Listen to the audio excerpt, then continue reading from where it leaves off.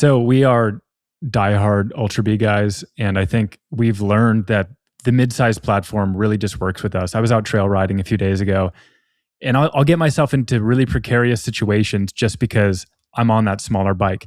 And I totally understand the platform. And we've kind of just been waiting for this one bike to come that doesn't require a bunch of money dumped into it. I really hate that I bought an Ultra B and I've had to get rid of a bunch of parts that were on it. And yet I'm still at this place where I want more. And it just costs more money to get there constantly.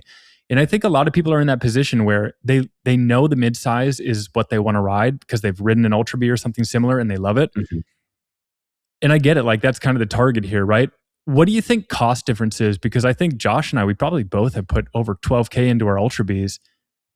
It just seems like the Dust is financially a better decision if you are a more serious rider and you know you're going to do serious, you know you're going to do power upgrades. Like, Mhm. can you speak to that? Like, it just seems like it's an obvious choice to go with something like the Dust. Yeah, it's a really good question. And actually, it goes back to sort of the genesis of the product. So when we were at UBCO, my job was to create a, kind of strategic view of the overall landscape and product offerings. And the Ultra B wasn't out at that point. So I built a team actually here in Bend, where we're based in Oregon, focused to do product development in the US in partnership with my team that was in New Zealand. And I had built a plan to say, let's add some more recreational kind of performance type products to the side in partnership with our utility oriented products. And at that point, Cake was out there, the Freeride was out there, and the Light Bs were out there. When we first started, even Stark hadn't been announced. And so at that point, I was looking at the landscape. I'm like, look, this is super interesting. I saw the Cake when it first got announced at Outdoor Retailer in Colorado. It was actually when I was just looking for a fresh new job in 2018. I saw the first Cake on the stand there. I forgot about that bike. Me too. It just reminded me. Yeah, I totally forgot about that bike. Yeah. And I think it's really important to give them some credit, because I think it's a really underrated bike in hindsight, with some serious flaws. And so I know exactly why it didn't succeed. And we can touch on that here in a moment. But basically, at the time when we were at UBCO, like what does this next generation bike look like? What you guys are talking about in terms of the upgrade, like the cottage industry around modifications and upgrades, was starting to get rolling. And we're starting to see Light Bs, the high-end batteries get dropped into them, the ASI controllers, the Fox 40 suspension. Before anything was really dedicated for these platforms, people were starting to experiment. And you're starting to see Light Bs that were $15,000 plus, right? And that struck me as super interesting. Like, okay, these things are obviously fun enough out of the box. What I used to say back in the day was like the Light B had the best parking lot test out of any of the bikes like in the industry, including gas bikes, because anyone could jump on it, pop a wheelie instantly. It feels like a mountain bike, and you're like, oh my God, this thing is unstoppable. Until you actually rode it on dirt. And then you realize like it has the lowest limits, right? But it sure as heck put its hooks in you, and it like started to get you to think like, oh, it's possible here. And then that's when the wallet opens up and you start throwing dollars at this. Okay, I need better wheels. I need better suspension. I need more power. And all of a sudden you've got a Light B that is almost unrideable because the way that the geometry and the weight is packaged in this tiny little bike, but you're still having fun, right? And so we said, okay, people are doing this. What if there was a bike that was released with similar performance metrics, exactly as you're talking about with your Ultra Bs, but is out of the box, and kind of thinking about it as like an S-Works versus, a comp kind of, or like a factory bike versus, sort of the trail version of something. And so that was the basis of what we're doing at UBCO was actually, and then we looked at Cake, the Calc, and said, actually, and the Freeride, the sizing of those bikes were interesting for us. They're more, I think, manageable for an adult in terms of, rider triangle, peg and bar position and the wheelbase and stuff. And so we said, actually, this midsize class is super unique and interesting, but the upgrade paths and power and all the stuff that's happening on the Light B side are also interesting. Let's mash these together, create something that's a little bit more performance oriented, but in this midsize class.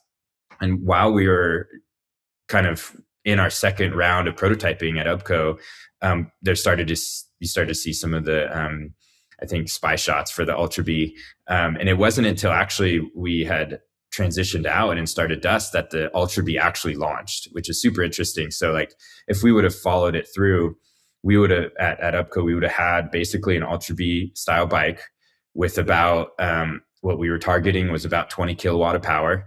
And it was going to have the right wheels out of the box and all that stuff. And so we would have actually been in the market head to head with Ultra B with a better performing bike.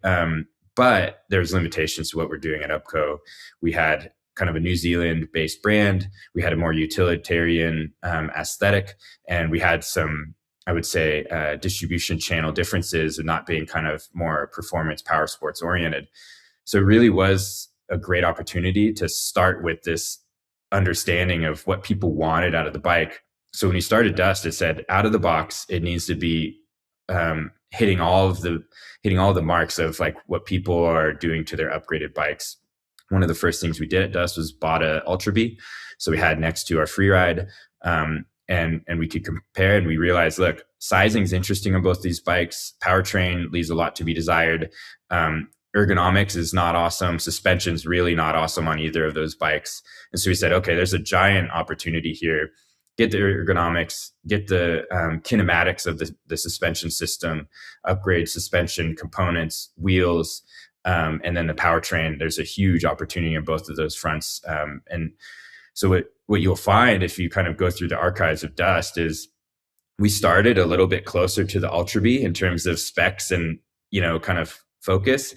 And as we've gone through the development process and listened to customers and seen how the industry has evolved with new players like E-Ride and Altus and the power numbers that they're starting to throw out, we said, okay, we got to kind of migrate up the food chain a little bit, and ended up, a little heavier, a little bit higher performance in terms of, putting out over 40 horsepower to the wheel, a little larger, or actually a larger battery pack than we had initially planned by quite a bit, about 30% larger than was the original plan, and more kind of firmly in that 250 space. And exactly like you guys are saying, that was kind of a North Star, was like out of the box, it has to outperform a $14,000 Ultra B. Yeah. And I firmly believe that we're there. Absolutely. Like, and I think a big opportunity for us in this is, and I'll stop talking because I'm good at talking too long. No, you're good. Well, we're just soaking up. We're just like this. Yeah, man. Yeah. We've been waiting for this for too long. Totally. The big opportunity when you start from scratch is actually to say, okay, what is a good fork? What is a good shock? In terms of eye to eye and stroke. Now, how do we package that into the chassis with the right ergonomics and kinematics so that geometry is proper, right? We see on some of these upgraded bikes, the geometry kind of gets out of whack when you're doing a wheel tire change or when you're doing a suspension change. And all of a sudden, when you're now able to push the performance higher, you're kind of living with some geometry decisions that weren't actually sorted out of the factory. In a way, it's almost like chopping the springs on a Subaru or something. You're like, I got like a lower Subaru, it's cool, but now the suspension just doesn't work right, or the geometry, the balance isn't right. So when we start from scratch, we can dial that in right out of the box and say, like, this is what good feels like with all the components built in.